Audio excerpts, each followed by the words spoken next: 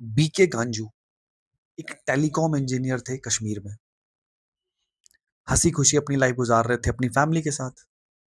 उनको लगता था कि कुछ भी नहीं होगा, सब ठीक है, सब कश्मीर में अमन है, शांति है। फिर कश्मीर का आया वो फेस जब हिंदुओं का पलायन शुरू हुआ, हिंदुओं को मारना शुरू किया, हिंदुओं की बीवियों के साथ रेप करने शुरू किए इन अलगाववादियों ने, इन मिलिटेंट्स ने। तब भी, इतना सब कुछ होने के बाद भी, वहां के जो कश्मीरी पंडित थे, बहुत पीसफुल कम्युनिटी है वो। उनको लगता था कि यार हमारे साथ तो क्या ही हो जाएगा, हम तो कब से यहाँ रह रहे हैं, हमारा तो घर है, हमें कौन निकाल सकता है। बस यही एक गलती उन पे ना बहुत भारी पड़ गई, बहुत भारी।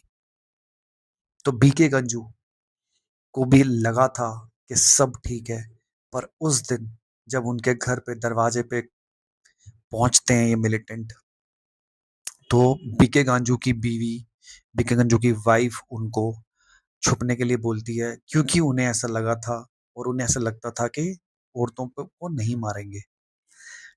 बीके गांजू को चावल की जो टिन होता है उसमें बीके गांजू को छुपा दिया गया उसकी वाइफ द्वारा।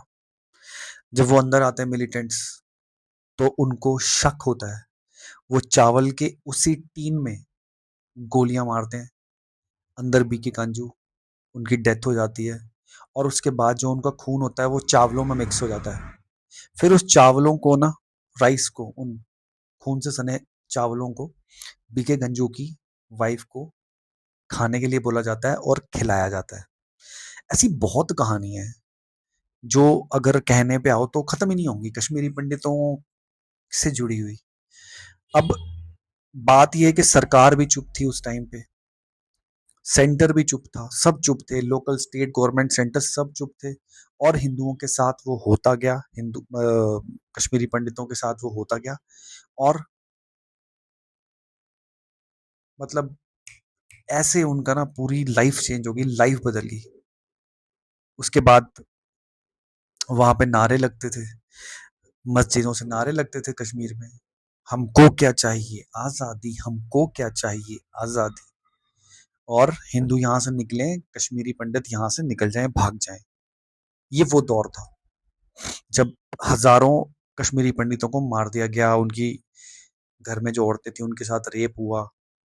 कैसे तैसे जान बचा के कश्मीरी पंडित भागे, वहां से निकले और जम्मू पहुंचे। पर दोस्तों, कर्मा जो होता है ना, कर्मा किसी को छोड़ता नहीं है। कर्मा ने हिट बैक किया। तब उस कश्मीर में, जो हमारा कश्मीर है, वहां नारे ये लगते थे अलगाववादियों द्वारा, मिलिटेंट्स द्वारा। वही नारे अब पाकिस्तान ऑक्युपाइड कश्मीर, पाकिस्तान ऑक्युपाइड जम्मू कश्मीर में आज गूंज रहे हैं। उस वक्त भी ये पाकिस्तान ने करवाया था आईएसआई के द्वारा, और आज खुद पाकिस्तान के घर में आग लग गई है। तो कर्मा कभी छोड़ता नहीं है। अब पीओके में लोग कहते हैं हमको क्या चाहिए आजादी, हमको क्या चाहिए आजादी। किससे चाहिए आजादी? पाकिस्तान से। तो उनकी कुछ लोगों के साथ मिल के एक ऑर्गेनाइजेशन बनती है। बहुत बुरा हाल है पीओजेके का, बहुत बुरा हाल था, बिजली पानी, मतलब हर चीज की बुरी हालत थी। तो लोगों को जब नहीं बर्दाश्त हुआ, लोगों ने जब बेसिक मूलभूत सुविधाएं नहीं मिली, तो वहां पे लोगों ने आवाज उठानी शुरू की, और जो थोड़े से रुतबे वाले लोग थे उन्होंने एक ऑर्गेनाइजेशन बनाई JAAC। ठीक है। और इन JAC ने पाकिस्तान सरकार के आगे कुछ डिमांड्स रखी लास्ट ईयर, पर पाकिस्तान ने, उन सरकार ने उन डिमांड्स को दबा दिया, पूरी तरह से दबा दिया। लेकिन हालात इतने खराब हो चुके थे कि ये भी कहाँ मानने वाले थे। तो JAC ने फिर से प्रोटेस्ट किया। जब पाकिस्तान को लगा कि हालात खराब हो रहे हैं, तो पाकिस्तान ने बोला, पाकिस्तानी गवर्नमेंट ने बोला कि ठीक है, आप अपने दो, क्या डिमांड्स आपकी हम पूरी करेंगे। 38 डिमांड्स, 38 डिमांड्स JAC ने सौंपी पाकिस्तान को। पाकिस्तान ने कुछ टाइम मांगा, 6 महीने, 1 साल का, कि हम 1 साल में इसको सब कर देंगे। 1 साल बीता, पर पाकिस्तान ने 38 में से एक डिमांड को भी पूरा नहीं किया था।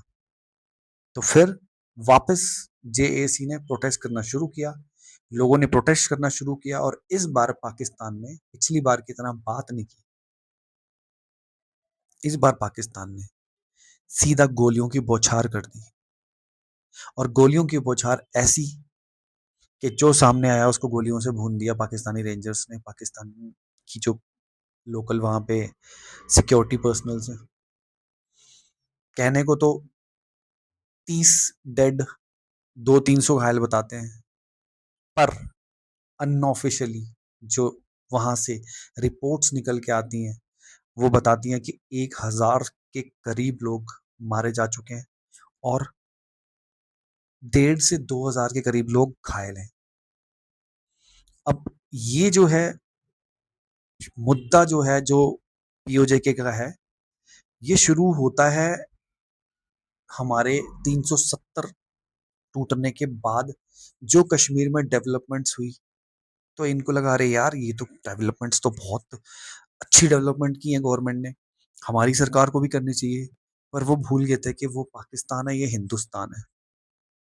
हमने तोड़ा ही 370 इसलिए था कि कश्मीर को एक अलग से बहुत ज्यादा डेवलप्ड जगह बनाएंगे, और it will be an example to the world, दुनिया के लिए एग्जाम्पल सेट करेंगे। और इसी एग्जाम्पल को देख के पीओजेके वालों का भी थोड़ा सा मन में आया कि नहीं, हमारे यहाँ भी ये होना चाहिए, हो सकता है। फिर उन्होंने हिम्मत की, फिर प्रोटेस्ट किए, फिर गोलीबारी हुई, फिर उनके अपने लोग मारे गए। ये ना उनके अंदर एक, पाकिस्तान ने सबसे बड़ी गलती ये कर दी, ये उनके अंदर एक ना बहुत घर कर गई ये चीज कि हमने मूलभूत सुविधाएं मांगी हैं और हमें गोलियां मारी जा रही हैं। फिर तो क्या था, फिर बच्चे लो, बूढ़े लो, औरतें लो, सब आते हैं और रोड पे अभी 1.5 लाख के करीब कहते हैं लोग बैठे हुए हैं रोड पे। और पानी बंद कर दिया इनका पाकिस्तान सरकार ने, बिजली बंद कर दी है पाकिस्तान सरकार ने, इंटरनेट बंद कर दिया पाकिस्तान सरकार ने। इवन जो बॉर्डर है पीओजेके को पाकिस्तान से जोड़ता है वो भी लगभग बंद है। अब देखा जाए तो इसकी शुरुआत, यार मैं बताऊं आपको, 1979 में ना जियाउल हक आया सत्ता में। तो उसने बोला कि यार हम ना, वी विल, कहावत है ना, धुरंधर में भी बोलते हैं कि we will give India 100,000 cuts, we will bleed India, like वैसा एक कहावत है। वो उसकी बहुत फेमस हुई। और जब उसके आने के बाद कश्मीर में शुरू हुआ ये अलगाववाद, ओवरग्राउंड वर्कर्स की एक टीम बनती थी, नवयुवकों को, जितने भी युवक थे सबको बरगलाना शुरू किया इन्होंने, आईएसआई ने अपने एजेंट्स प्लांट किए और कश्मीर का माहौल खराब करना शुरू कर दिया। इतना बुरा हाल था कश्मीर का कि खालिस्तानी भी कश्मीर को देखकर, कश्मीर में जो हो रहा था, इन्होंने पंजाब को भी टारगेट किया। पंजाब में भी नशा, पंजाब में भी पैसा खूब फेंका आईएसआई ने, और खालिस्तान मूवमेंट को बढ़ावा दिया। खालिस्तानी मूवमेंट को इतना जोर पकड़ा खालिस्तानी मूवमेंट ने कि अभी तक वो खालिस्तानी मूवमेंट जो है उसको दबा नहीं पाई है भारतीय सरकार। ये सब पाकिस्तान का किया धरा। होता ये था कि प्रोपोगंडा आईएसआई का ही चलता था कश्मीर में और पंजाब में। पूरा जितना प्रोपोगंडा है भारत के खिलाफ जहर उगलने का, ये आईएसआई देता था। कुछ जिम्मेदारियां यहाँ के लोगों को, और यहाँ के लोग कुछ चंद पैसों के लिए उसको करते थे। कश्मीर में ऐसे हालात हो गए थे कि मारते आईएसआई वाले थे नॉर्मल पब्लिक को, नाम आर्मी का आता था। 1987 में इलेक्शंस होते हैं, और ये जो पाकिस्तान फंडेड जितने भी ओवरग्राउंड वर्कर्स थे, जितने भी लोग थे, यासिन मलिक वगैरह, ये सब भी कोशिश करते हैं उस टाइम इलेक्शंस में, बट हार जाते हैं। फारूक अब्दुल्ला को बनाया गया सीएम, जैसे तैसे करके जो भी था सीएम बनाया गया।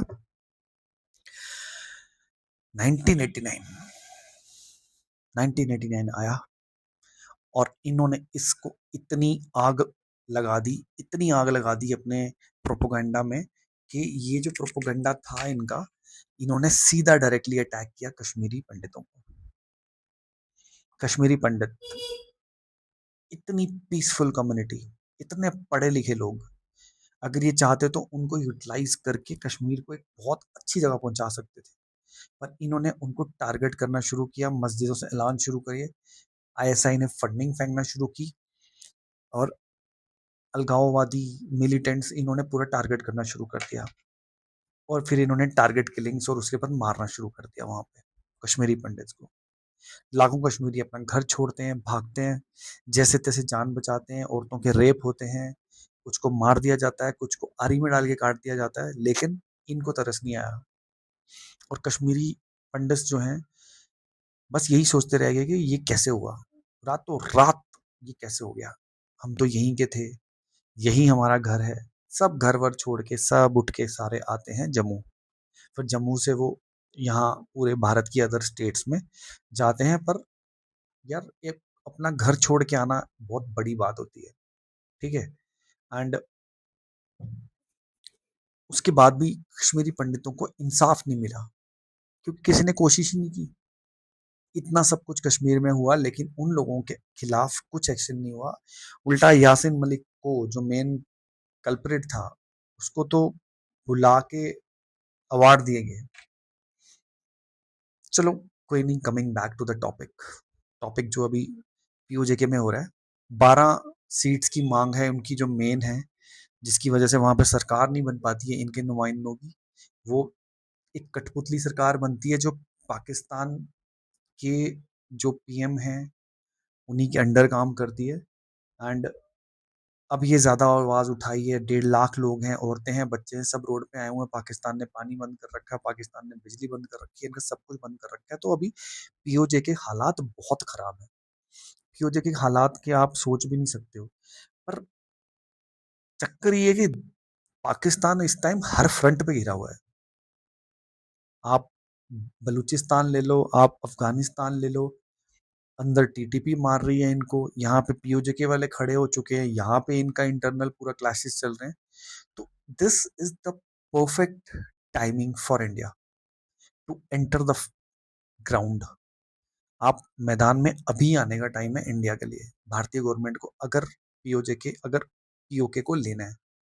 क्योंकि पाकिस्तान सारे फ्रंट से घिरा हुआ है, तो it will not be possible for Pakistan to monitor and रोक पाए इस चीज को। तो मेरे हिसाब से इंडिया को अभी एक्शन लेना चाहिए। शायद अंदर ही अंदर इंडिया कुछ एक्शन ले रहा है, बट अगर वो मोमेंट ठंडी पड़ गई तो फिर आपका भी कोई एक्शन काम नहीं आएगा। अब भी टाइम है, अभी ही टाइम है। अगर आप कुछ भी करना है तो यही टाइम है आपको एक्शन लेके पीओके को अपने अंडर लेना पड़ेगा। और ये आसानी से आप लड़ाई जीत सकते हो क्योंकि चारों तरफ से घिरा हुआ है इस टाइम पाकिस्तान, एंड उसकी इतनी कैपेबिलिटी, इतनी हिम्मत, इतना कुछ नहीं है उसके अंदर दम कि वो इतने फ्रंट पे एक साथ लड़ सके। तो आई होप कि आप भी मेरी बात से सहमत हैं। तो अपने विचार, अपने कमेंट्स जरूर कमेंट बॉक्स में डाल के जाइएगा, बताइएगा how can we how can we like get this PoK. And suggestions और वेलकम। अगर वीडियो पसंद आया हो तो वीडियो को लाइक कीजिए, वीडियो को शेयर कीजिए, एंड प्लीज चैनल को सब्सक्राइब करके जाइएगा। Thank you. जय हिंद, जय भारत, वंदे मातरम, जय श्री राम।